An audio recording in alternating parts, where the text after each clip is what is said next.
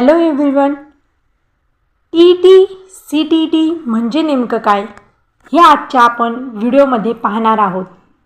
तसेच ही टी किंवा सी जी असेल ती दिल्यानंतर ती पास झाल्यानंतर आपल्याला कुठे नोकरी मिळणार आहे, तसेच ही कुणासाठी अनिवार्य आहे, ही परीक्षा देण्यासाठी नेमकं पात्रता काय असेल, परीक्षेचा पॅटर्न काय असेल किंवा परीक्षा दिल्यानंतर आपल्याला काय फायदा होणार आहे, हे सर्व आपण आजच्या या व्हिडिओमध्ये पाहणार आहोत.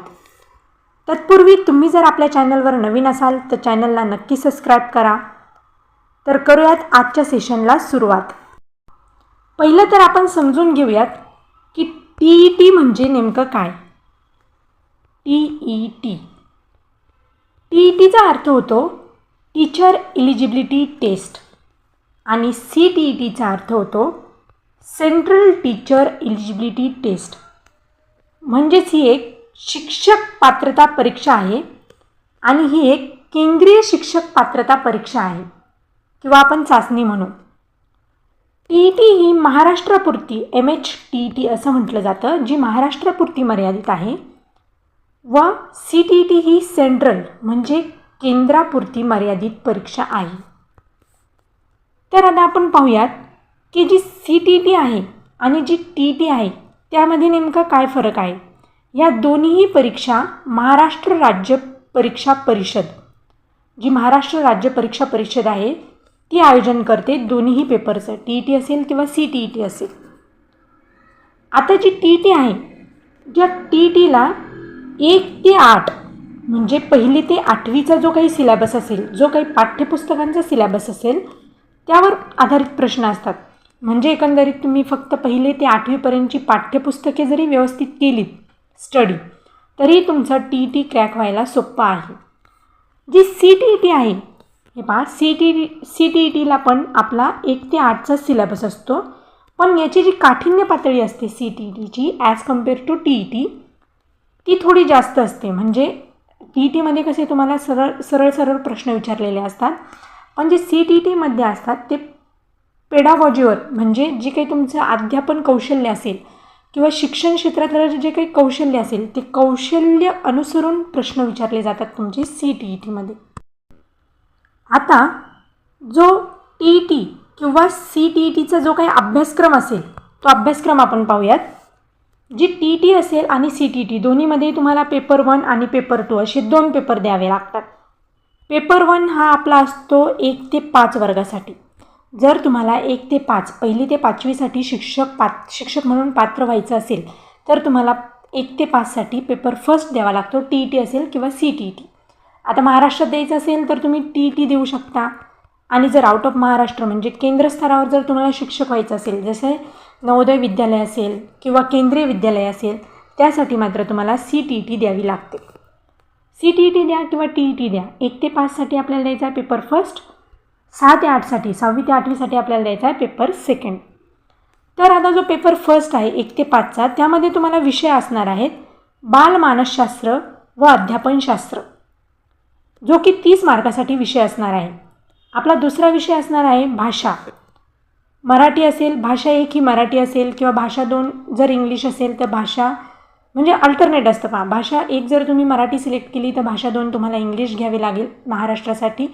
भाषा 2 जर आपण मराठी घेतली तर भाषा 1 आपल्याला इंग्लिश घ्यावी लागेल.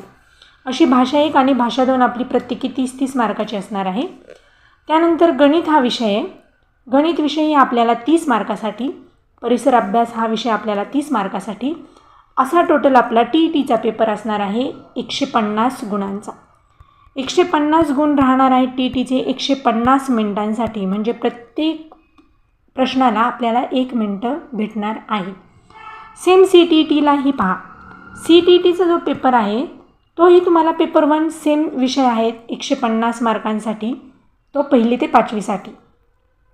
आणि जो CTTचा सेकंड किंवा TTचा जो सेकंड पेपर राहणार आहे त्यासाठी तुम्हाला विषय आहेत बालमानसशास्त्र व अध्यापनशास्त्र, भाषा 1, भाषा 2 म्हणजे हिंदी असेल, इंग्लिश असेल, मराठी असेल, जी काय असेल ती. आणि यामध्ये जो आपला चौथा विषय आहे तो राहणार आहे गणित व विज्ञान किंवा गणित विज्ञान जर तुम्ही सिलेक्ट केलं तर ते 60 मार्कासाठी असेल आणि जर आपण सामाजिक शास्त्र घेतलं तर ते 60 मार्कासाठी असेल. हे पहा, जे गणित विज्ञान म्हणते मी आणि सामाजिक शास्त्र म्हणते ते ऑर सब्जेक्ट आहेत. म्हणजे एक तर गणित व विज्ञान घ्या किंवा सामाजिक शास्त्र घ्या. आता यामध्ये जर तुम्ही सायन्स बॅकग्राऊंडने किंवा सायन्स बॅकग्राऊंडने असाल तर तुम्ही निश्चित गणित व विज्ञान विषय घ्याल. जर तुम्ही आर्ट्सनी कॉमर्सनी वगैरे असाल तर आपण सामाजिक शास्त्र हा विषय घ्याल. म्हणजे आपापल्या विषयानुसार आपल्याला त्या विषयाचं ज्ञान किंवा त्या विषयाचा अभ्यास असणार आहे. त्यानंतर जसं मी सांगितलं की पेपर फर्स्ट म्हणजे TET असेल किंवा CTET असेल, केंद्रासाठी द्यायची तर तुम्हाला CTETच द्यावी लागणार आहे. जर महाराष्ट्रात टीचर होण्यासाठी पात्र व्हायचं असेल तर तुम्हाला TET द्यावी लागणार आहे. फक्त फर्स्ट 1 म्हणजे 1ली ते 5वीसाठी पेपर 1, 6वी ते 8वीसाठी पेपर 2.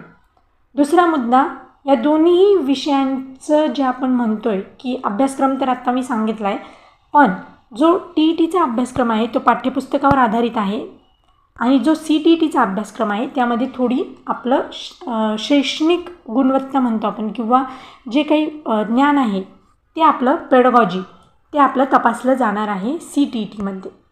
काठिण्य पातळीचा फरक राहतो, बाकी काही नाही. आता आपण पाहूयात जी पात्रता आहे, म्हणजे जर तुम्ही TET किंवा CTET दिली तर त्यामध्ये तुम्हाला किती गुण मिळवावे लागणार आहेत.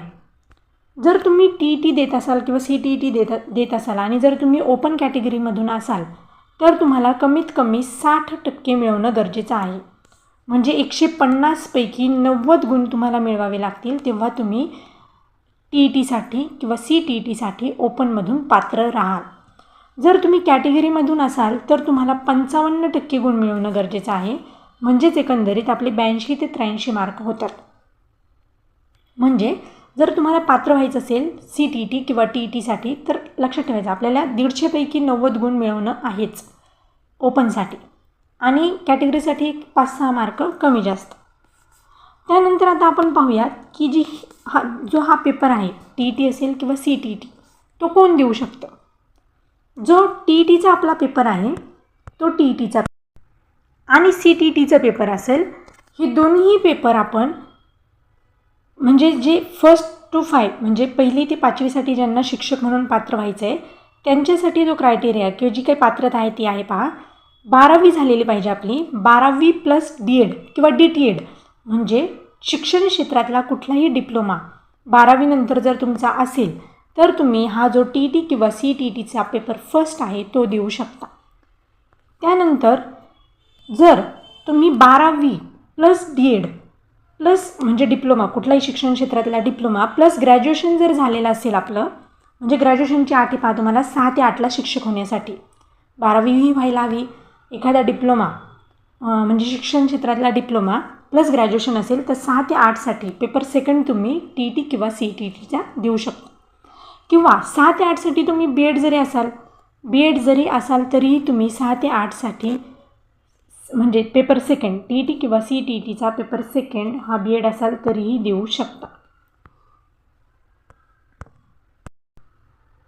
यानंतर आता आपण पाहूयात की नेमकं हे पेपर दिल्यानंतर तुम्हाला फायदा काय होणार आहे किंवा या पेपरचा काय फायदा आहे. जो TET किंवा CTETचा जो पेपर आहे तो तुम्हाला डायरेक्ट जॉब देत नाही, हे लक्षात ठेवा. TET किंवा CTETचा जर पेपर आपण दिला तर तो तुम्हाला डायरेक्ट जॉब देणारा नाही. ही एक पात्रता परीक्षा आहे. CTET किंवा TET ही एक पात्रता परीक्षा आहे. म्हणजे ही परीक्षा तुम्ही द्यायची आहे. त्यामध्ये 90 ओपनसाठी, कॅटेगरीसाठी 82 ते 83 गुण मिळवायचे आहेत. त्यानंतर जे काही ॲडव्हर्टाइजमेंट निघतील म्हणजे शासकीय शाळा असतील, निमशासकीय असतील, जे काही विद्यालय असतील, केंद्रीय असतील किंवा अदर कोणतेही असतील, त्यामध्ये तुम्हाला इंटरव्ह्यू द्यायचे. पहा, इंटरव्ह्यू दिल्यानंतर जर शाळेने तुमचं सिलेक्शन केलं तर तुम्ही तिथे त्या शाळेमध्ये शिकवण्यासाठी पात्र राहाल. म्हणजे सिलेक्शन प्रोसेस राहणार आहे तुमची. ह्या जरी समजा तुम्ही पेपर फर्स्ट असेल, पेपर सेकंड असेल, TET किंवा CTETचा जरी तुम्ही क्वालिफाय झालात तरीही तुम्हाला डायरेक्ट नोकरी हे दोन्ही पेपर देणार नाहीत. त्यासाठी तुम्हाला आधी इंटरव्ह्यू देणं आहे. इंटरव्ह्यू दिल्यानंतर जर शाळेला वाटलं तुम्हाला सिलेक्ट करायचं आहे म्हणजे ते निश्चित तुमचे हे मार्क्सही पाहणार आहेत. त्यानंतर तुमचा इंटरव्ह्यू पाहणार आहेत. कधी कधी विदाऊट इंटरव्ह्यू सिलेक्शन असतं पहा. विथ इंटरव्ह्यू ही प्रोसेस असते सिलेक्शनची, कधी कधी विदाऊट इंटरव्ह्यूही घेतलं जातं. तर विदाऊट इंटरव्ह्यू म्हणजे बऱ्याच ठिकाणी त्या पैसे वगैरे भरूनही घेतात. त्यामध्ये तुम्ही टी टी किंवा CTET इलिजिबल म्हणजे पात्र तिथे पाहिजेच. त्यानंतर आपण पाहूयात, म्हणजे ह्या पेपरचा एकंदरीत मला असं सांगायचं आहे की हे जे पेपर आहे TET असेल किंवा CTET असेल, हे पेपर दिल्यानंतर तुम्हाला डायरेक्ट जॉब भेटत नाही. तर त्यासाठी तुम्ही फक्त पात्र राहाल, शिक्षक होण्यासाठी पात्र राहाल. आणि जेव्हा शिक्षक पदासाठी ॲडव्हर्टाईजमेंट निघतील कुठल्याही शाळेमध्ये, त्यानंतर तुम्हाला इंटरव्ह्यू द्यायचा आहे. काही ठिकाणी इंटरव्ह्यू बेस असेल, काही ठिकाणी विदाऊट इंटरव्ह्यू सिलेक्शन करतात ॲज पर आपल्या मार्कानुसार.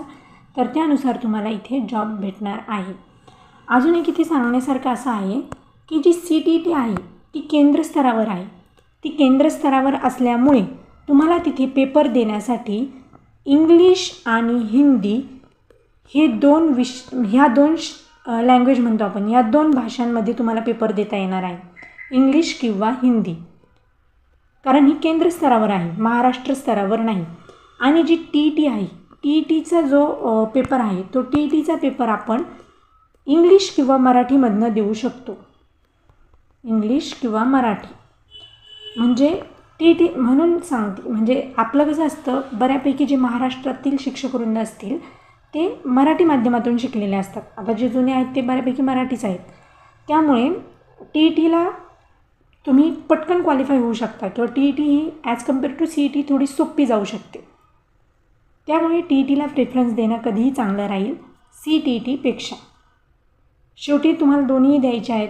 शेवटी जिथे सिलेक्शन होईल तिथे आपण जॉईन होऊ शकतो. फक्त एक लक्षात ठेवायचं आहे, TETसाठी आपल्याला माध्यम राहणार आहे मराठी आणि इंग्रजी.